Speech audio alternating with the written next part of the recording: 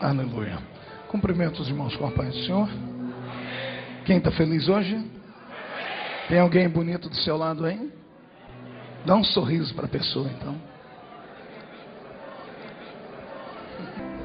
Atos capítulo 1, versículo 6. Glória a Deus. Atos capítulo 1, versículo 6. Aqueles que se haviam reunido perguntaram-lhe: Senhor, restaurarás tu neste tempo o reino a Israel? E ele lhes disse: não vos pertence saber os tempos ou as épocas que o Pai estabeleceu pelo seu próprio poder, mas recebereis poder ao descer sobre vós o Espírito Santo. Sereis minhas testemunhas tanto em Jerusalém como em toda a Judeia e Samaria e até os confins da terra. Depois que lhes disse isto, vendo eles, foi elevado às alturas a uma nuvem, e uma nuvem o recebeu, ocultando ele aos olhos deles. E estando eles com os olhos fitos no céu enquanto ele subia, de repente junto deles se puseram 2 homens vestidos de branco, os quais lhes disseram: varões galileus, por que estáis olhando para o céu? Esse Jesus que dentre vós foi recebido em cima no céu, há de voltar, assim como para o céu vocês o viram ir. E a igreja que será arrebatada diz amém. Pai, santifica mais uma vez o ambiente e prepara o nosso coração, e me dá inspiração, Senhor, como nunca antes, e me ajuda a desenrolar os oráculos sagrados para o seu povo. E a igreja que é soberana diz amém. Tome o seu assento aplaudindo Jesus, porque Ele é tremendo.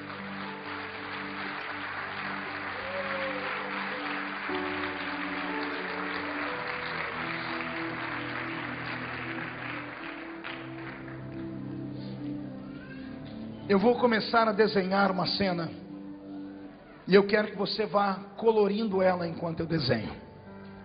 Eu rabisco e você vai colocando cor nela, amém? Tem uma montanha aqui atrás de mim. Na frente estão homens e mulheres sedentos por ouvir uma palavra divina. Cerca de 500 pessoas. Entre esta montanha e essas 500 pessoas está um homem, numa posição um pouco mais elevada, para que a sua voz possa ser ouvida por toda a multidão. Ele espera o momento exato do dia para que o vento bata na encosta da montanha e leve a voz dele ao ouvido de todos que estão presentes. Esse homem que está agora olhando, dissertando, pregando e ensinando é o Cristo Redentor. O nome dele é Jesus de Nazaré, filho de Maria e José. Só há uma agravante nesse dia. Pergunte qual? Ele está ressuscitado. O homem que está falando com eles agora está falando de coisas fantásticas e coisas do céu. Em certo momento ele até diz para eles: vocês precisam conhecer um pouquinho mais de coisas do céu. E as 500 pessoas que estão olhando, estão ouvindo, não estão acreditando no que estão vendo e nem no que estão ouvindo. Todo mundo está com o olhar desapercebido, todavia atônitos, fixos estão nele. Um está cotovelando o outro, que cotovela o outro, e estão dizendo: é ele mesmo? E alguém está dizendo: é ele. E no meio do sermão que ele pregou nesse último dia, ele para. E ele dá uma oportunidade única. Ele olha para os discípulos e diz para eles: perguntem para mim alguma coisa. Eu estou indo embora da terra. É a última vez que vocês vão me ver nesse corpo. Perguntem o que quiserem e eu respondo. O dia que eu li esse texto pela primeira vez, me deu uma ira, porque eu falei: meu Deus, os discípulos podiam perguntar qualquer coisa. Podiam perguntar como era a vida pós-morte. Podiam perguntar por que Moisés não morreu, mesmo vendo Deus face a face, se a Bíblia diz que quem vê Deus face a face morre. Poderiam perguntar sobre coisas eternas. Mas quando ele dá a oportunidade para eles perguntarem o que quiserem, olha o que eles perguntam, preste atenção em mim.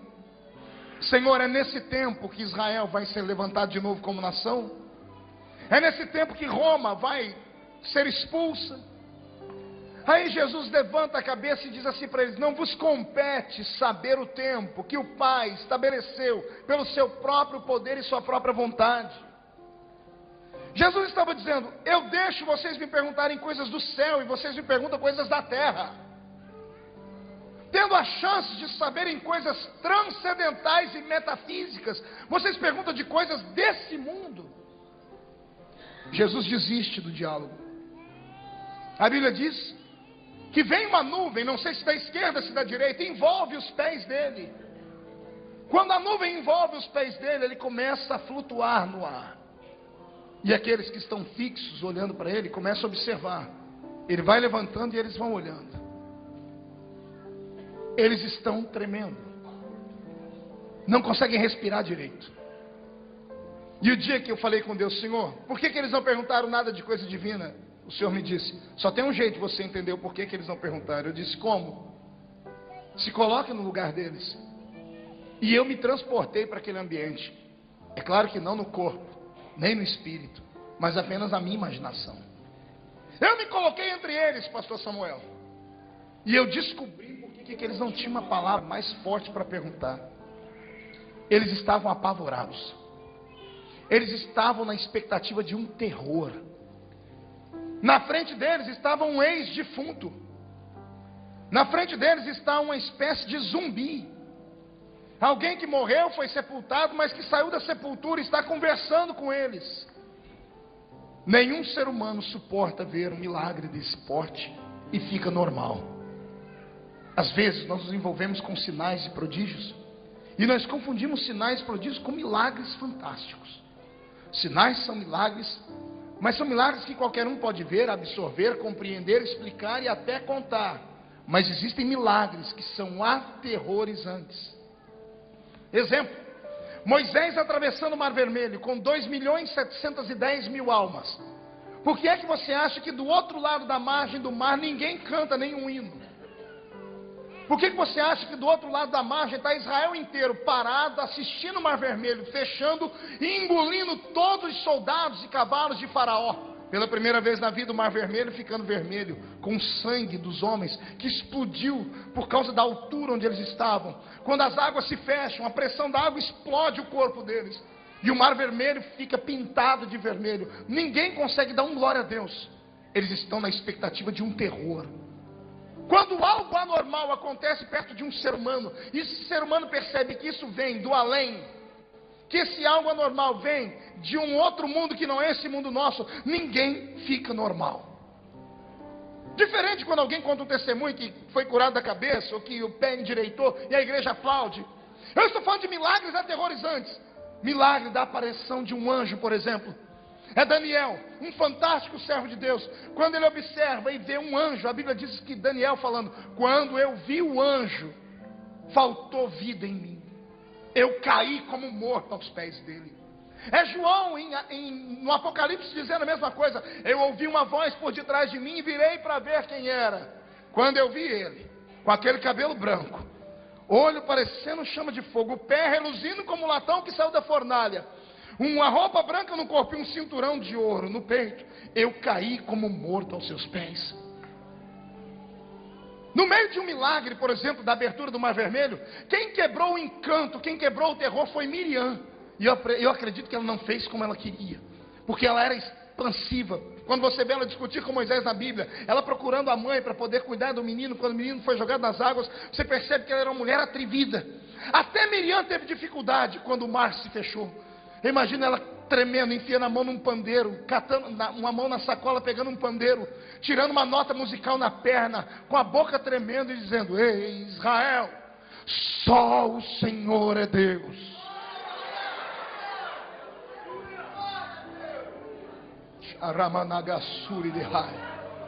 Eu assisti um milagre fantástico uma vez em Angola, alguns anos atrás, quando eu pregava lá. Deus puxou a minha orelha. Era a primeira vez que eu saía do país, e eu cheguei em outro país. Eu disse: vou ensinar esse pessoal aqui a ser pentecostal. Meu Deus, não prestou, porque os angolanos eram 10 vezes mais pentecostais do que eu. E eu cheguei lá, eu cheguei lá e falei assim: vou ensinar esse pessoal a ser crente. Que jeito? num culto lá do lado de Macolus, numa igreja muito simplória, sem fogo em cima, um monte de gente sentada e um grupo de irmãs que foram cantar. Não tinha instrumento, não tinha batuque, não tinha bateria. O instrumento era a voz delas, mas elas faziam uma melodia tão grande, e elas faziam som com as palmas e com os pés. Conforme elas batiam as palmas e os pés, ia subindo um arrepio no corpo da gente. Subiu um poeirão naquele dia, mas do jeito que a poeira subiu, a glória do céu desceu. Nesse dia, eu vi um paralítico num canto, com a perna dobrada para trás. Ele orava e dizia: Deus, eu queria ter pernas para poder dançar com elas. Deus atendeu o pedido dele.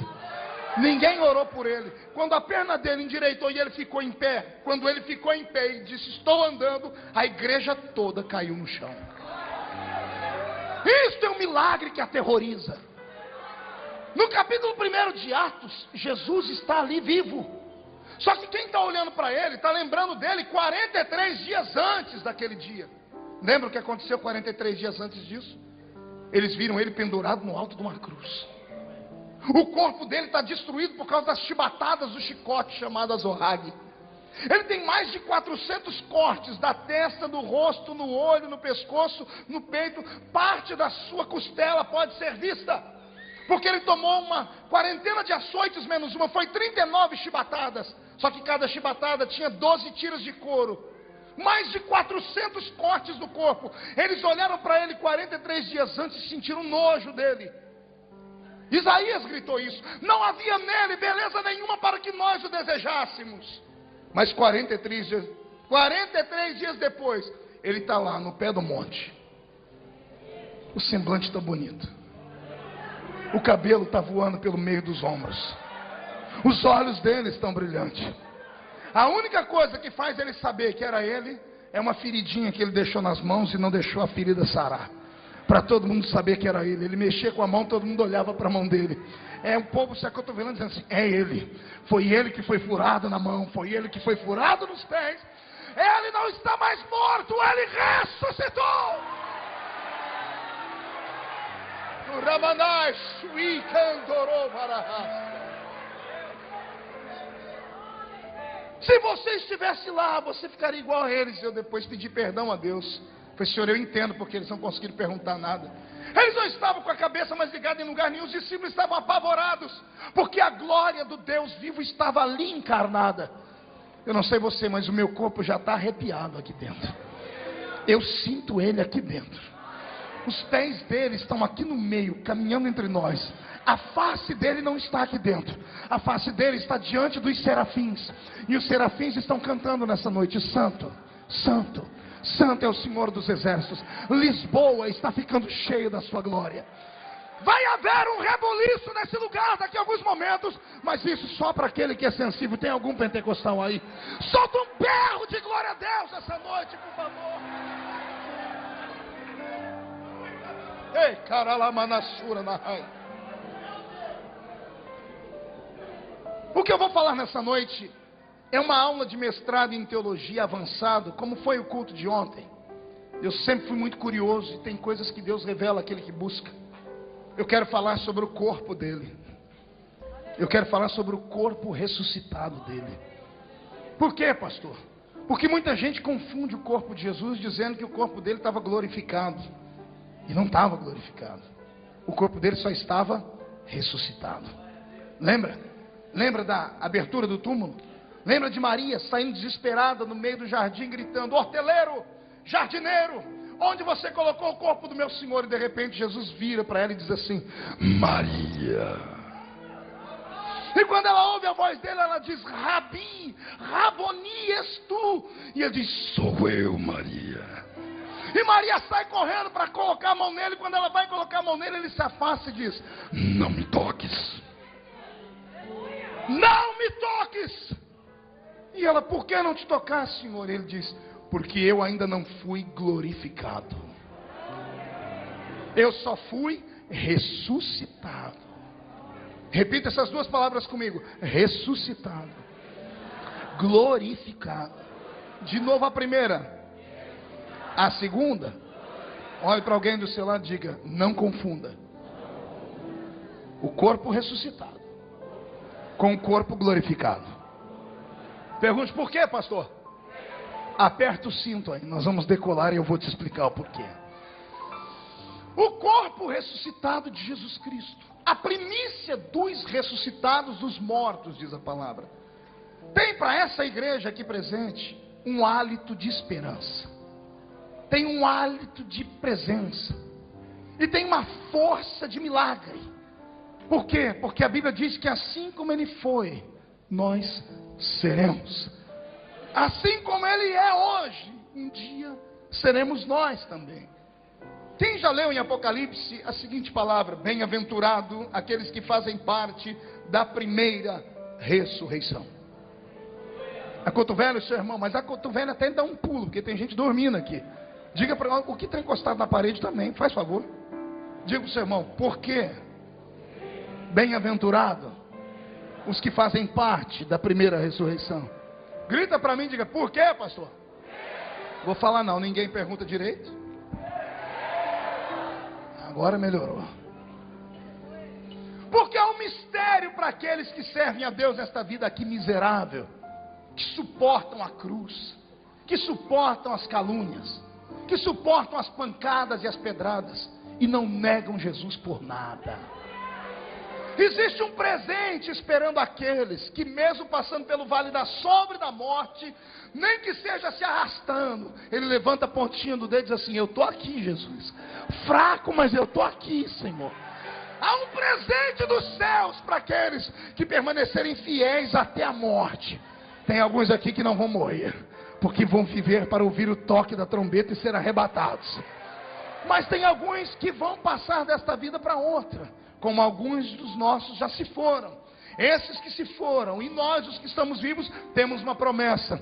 Ouve a promessa aí, veio da boca de um baixinho, que quando chegou na igreja que ele plantou em Tessalônica, pegou uns crentes muito atrevidos, com perguntas doidas, e um dos crentes perguntou: pastor Paulo, como é que é essa história de quem morreu? Nós servimos a Cristo aqui, temos esperança. E depois, os que morreram, o que virou com eles? Paulo pede um minuto, ele vai orar e Deus revela. E Paulo volta para a igreja de Tessalônica, marca um culto e prega a mensagem do arrebatamento da igreja. E ele diz assim: Deus me revelou, vai acontecer assim, dada a palavra de ordem, o mesmo Senhor descerá do céu com alarido e voz de arcanjo. Os que morreram em Cristo ressuscitarão primeiro. Depois nós, os que ficarmos vivos, seremos transformados e arrebatados seremos, e estaremos para sempre com o Senhor nos ares. É lindo esse versículo, não é? Mas vamos explicar ele palavra por palavra. Dada a palavra de ordem. Qual é a palavra? Dada o quê? Repita. Repita aquilo que eu disse. Dada a palavra de ordem. O que é isso, pastor? A palavra de ordem é dada pela boca do Pai. Deus está sentado num trono, olhando para uma figueira. Essa figueira, para Deus, é como um relógio. Os ponteiros da figueira são seus frutos. Quando os seus frutos estiverem tenros, o Senhor Deus vai dar a palavra de ordem para o seu filho que está à sua direita, dizendo: filho, levanta, porque já está ficando pronta a minha figueira. Os frutos já estão prontos para serem colhidos. A figueira de Deus na terra é Israel. E aqueles que acompanham o conflito árabe-israelense sabem do que eu estou falando. As coisas estão se afunilando lá para aquele Oriente Médio. Ninguém mais está se suportando. Qualquer dia desse, aquele lugar vai explodir. Mas antes que isso aconteça, a igreja que aqui agora está reunida vai sumir desse mundo aqui. Vamos atravessar esses céus e vamos estar com Deus. Eu sinto que a bala da explosão atômica já está na agulha da arma do Espírito de Deus. Qualquer dia desse, os céus e a terra que agora existem não mais existirão. Foi Pedro quem disse isso. Que todos os elementos dessa terra ardendo em fogo se desfarão. Não fique atormentado, nem fique com medo. Vai acontecer uma iminente guerra nessa terra. Armas atômicas vão explodir, sim senhoras e sim senhores. Mais de 153 sinais predizem com exatidão bíblica e histórica a história de uma igreja que está sofrendo demais há 2000 anos atrás, desde 2000 anos atrás, e ela não pode permanecer aqui quando este conflito acontecer. Fique tranquilo, não tenha medo, não tenha temor. Antes de tudo acontecer, você será chamado para comparecer diante daquele que te chamou e salvou por você no alto de uma cruz. Alguém ainda acredita em arrebatamentos de igreja aqui? Então desce essa mão direita no ombro de alguém do seu lado e chacoalha o irmão até ele ficar irritado. Irrita ele. Isso, tira ele do lugar, por favor. Diga: Deus te trouxe aqui só para saber como é que você está. Diga: a trombeta vai tocar. Limpa o seu ouvido. Precisamos ouvir o toque da trombeta. Dada a palavra de ordem, e o pai se ajeitando, dizendo: filho, Israel já cumpriu tudo que cumpriu. É o filho se levantando, indo para uma sala e colocando roupas nupciais. E o que eu vou lhe contar agora é um pensamento meu. Eu creio que Jesus não está sentado no trono agora. Eu creio que ele já está de frente de um espelho, vestindo a roupa de gala, a roupa do casamento. Enquanto o filho está se ajeitando, num canto do céu tem um arcanjo com uma trombeta dourada, com um pano, dando uns últimos retoques, tomando as notas musicais, vendo se a trombeta está afinada. Vou lhe contar um segredo que talvez nunca te contaram. Todo salvo tem as notas musicais do céu guardadas dentro dele. O ouvido do crente é afinado no diapasão do Espírito Santo. Quando a trombeta tocar, não é qualquer crente que vai ouvir. Não é a carteirinha da igreja que vai te dar o direito de ouvir. Não é por você ser carismático, pentecostal, neopentecostal, tradicional, ou um cubo de gelo que vai te dar ou não a diferença para ir para lá. O que vai atrair o toque da trombeta no seu ouvido é o desejo de ir para lá e a santidade que você vive aqui. As suas vestes não podem estar manchadas. As suas vestes precisam estar lavadas no sangue do Cordeiro de Deus. Posso ouvir um amém por isso? Dada a palavra de ordem da boca do Pai, o mesmo Senhor, pergunte a mim: qual, pastor? Aquele que o anjo disse em Atos 1, o mesmo Jesus que vocês viram subir, é o mesmo que qualquer dia desse vai voltar. Dada a palavra de ordem, o mesmo Senhor que subiu vai descer. Dada a palavra de ordem, o mesmo Senhor descerá do céu primeiro com alarido. Vai descer com o quê? Respira fundo. Alarido é um grito estrondoso e forte. Quando Jesus se levantar do trono e para vir buscar a sua igreja, ele vai dar um grito. Esse grito não será ouvido pela igreja, porque a voz do noivo não virá com um brado de angústia nem dor para os nossos ouvidos. É dia de festa para a noiva. A noiva não vai ouvir esse grito, esse alarido. Quem vai ouvir esse grito é Israel. Israel vai ouvir o grito da boca de Cristo. Todo judeu, nascido de mãe judia, onde estiver no planeta Terra, vai ouvir e vai tremer, porque vai saber que é a voz do Messias, que eles deveriam ter esperado e não esperaram. Dada a palavra de ordem, o mesmo Senhor descerá do céu com alarido e voz de arcanjo. A voz do arcanjo vai tocar na trombeta. Quando ele disparar o toque da trombeta, os que morreram em Cristo ressuscitarão. Não, vou explicar direito. Os que morreram antes de nós, em Cristo, seu pai, sua mãe, seus irmãos, seus pastores, seus filhos, eles ouvirão o toque da trombeta junto conosco. E vai haver um tumulto cósmico nesse mundo. Pergunte por quê? Alguns dos nossos não estão mais dentro da tumba. Os ossos já foram consumidos pelo tempo. A carne foi devorada. Os que morreram dentro do navio Titanic, só sabe Deus onde é que estão os seus átomos espalhados dentro das bocas e das barrigas dos peixes.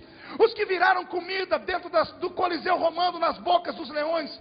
O comunismo que matou quase 50 milhões de crentes como eu e você. O padre Torquemada que matou 10 mil valdenses com uma espadinha na mão, com uma adaga fincada no peito e dizimou o corpo dos nossos crentes. Não me interessa onde é que está o corpo deles. A Bíblia diz, e quando Deus fala, a ordem dada tem que ser executada. Os mortos ressuscitarão. Vai haver uma convulsão nas águas, vai haver um sopro nos ventos, vai haver um reboliço na terra. As placas tectônicas do planeta Terra inteira vão se mover, porque os corpos dos santos vão ressuscitar. Eu vou repetir: os mortos em Cristo vão ressuscitar.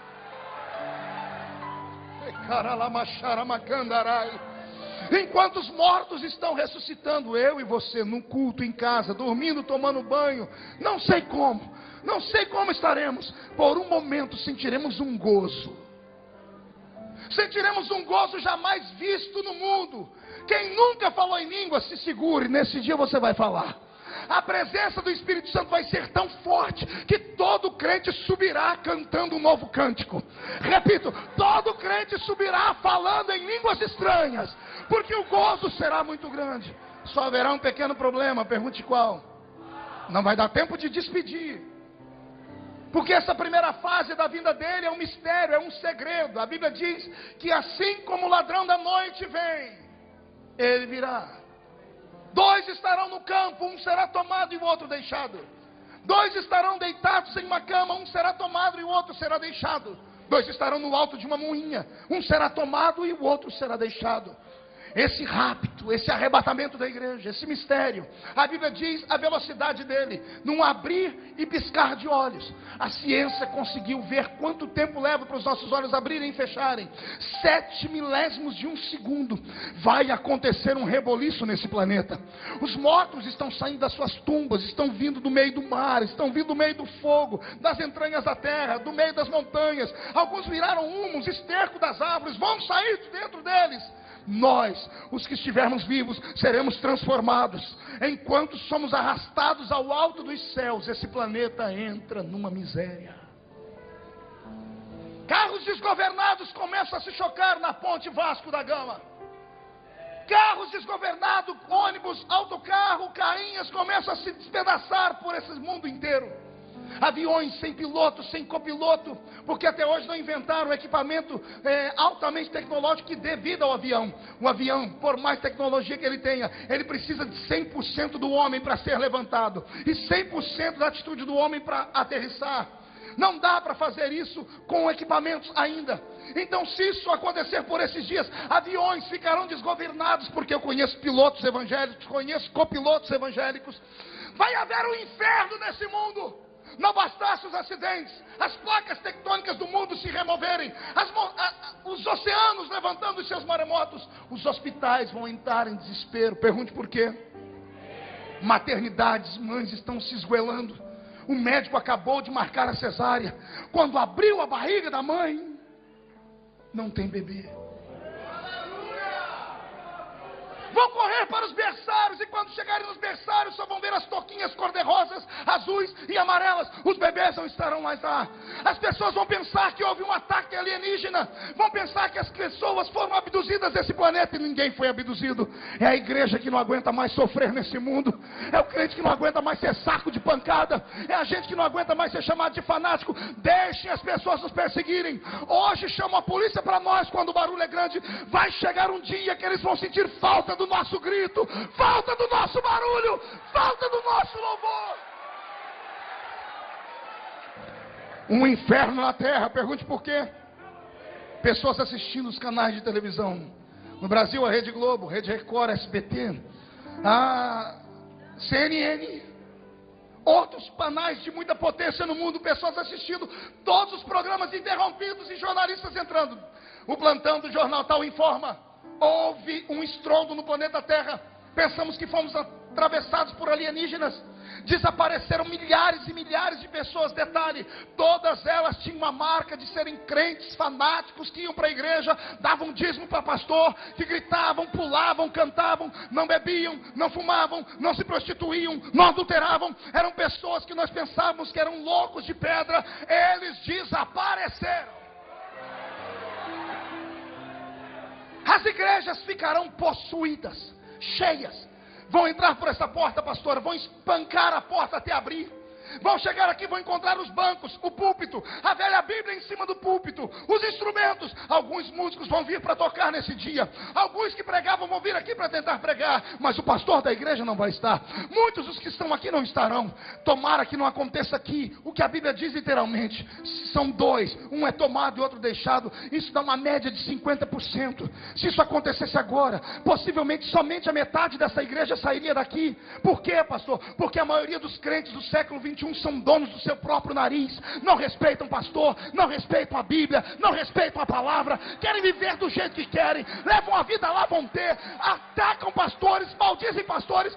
Você pode me perseguir hoje, pode sair dessa igreja e ir para outra agora, mas naquele dia vai sentir falta do grito desse pastor rouco. Jesus está voltando nessa terra, igreja. Oh.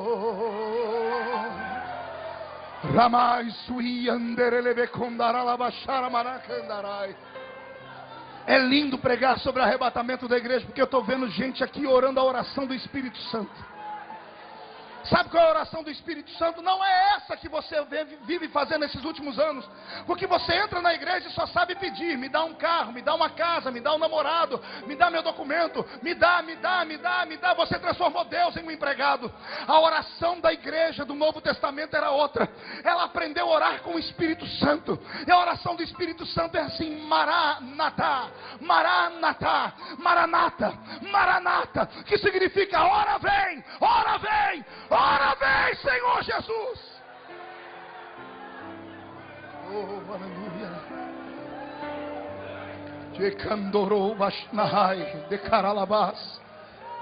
Tem 500 pessoas olhando para cima no monte. Tem um homem sumido no meio das nuvens. Quando ele desaparece no meio das nuvens, 2 homens de branco, os 2 anjos que apareceram para Maria lá na tumba, vem aqui. Eles não terminaram a função deles. Eles começam a bater no ombro um do outro e começam a dizer: ei, varão Galileu, o que é que você está olhando para cima? Esse mesmo Jesus que foi, do jeito que ele foi, ele vai voltar.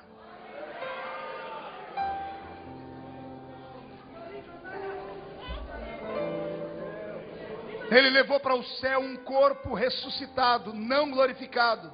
Qual é o corpo que ele levou? Pergunte: que corpo é esse, pastor? Um corpo que tem carne e osso, mas não tem sangue.